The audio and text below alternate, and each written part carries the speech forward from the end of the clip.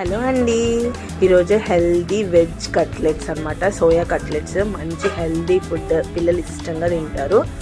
చాలా సింపుల్ అండి. ఫస్ట్ నేను హాట్ వాటర్లో ఇవి సోయా చంక్స్ వేసేసుకున్నాను. ఆరిపోయిన తర్వాత వాటర్ మొత్తం డ్రైన్ చేసేసుకొని ప్లేట్లో వేసేసుకోవాలి. అవి మిక్సీ గ్రైండర్లో వేసేసుకొని సోయా చంక్స్, చిన్న అల్లం ముక్క, 2 పచ్చిమిర్చి, కొన్ని వెల్లుల్లి, ఒక 4 రెబ్బలు వెల్లుల్లి వేసేసుకొని గ్రైండ్ చేసేసుకొని ఒక బౌల్లో వేసేసుకోవాలండి.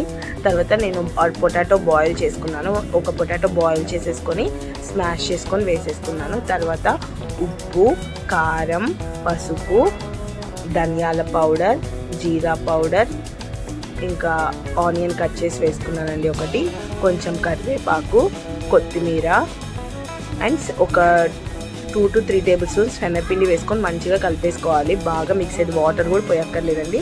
మంచిగా ఇలా కలిసిపోయింది అనమాట. మీకు ఒకవేళ కొంచెం వాటరీగా అనిపిస్తే కొంచెం పిండి వేసుకోండి. మంచిగా ఇట్లా ఆయిల్ కొంచెం కాగిన తర్వాత ఆయిల్లో వేసుకొని ఫ్లిప్ చేసుకోవడమే. ఒక సైడ్ వేగిన తర్వాత మరో సైడ్ తిప్పుకొని మంచి గోల్డెన్ కలర్ వచ్చే వరకు వేపుకోండి. చాలా సింపుల్ అండ్ చాలా హెల్దీ ఫుడ్ అనమాట. దీనిలో మనం ఎక్కువ ఇంగ్రీడియంట్స్ కూడా వేయక్కర్లేదు. పిల్లలు కూడా చాలా ఇష్టంగా తింటారండి.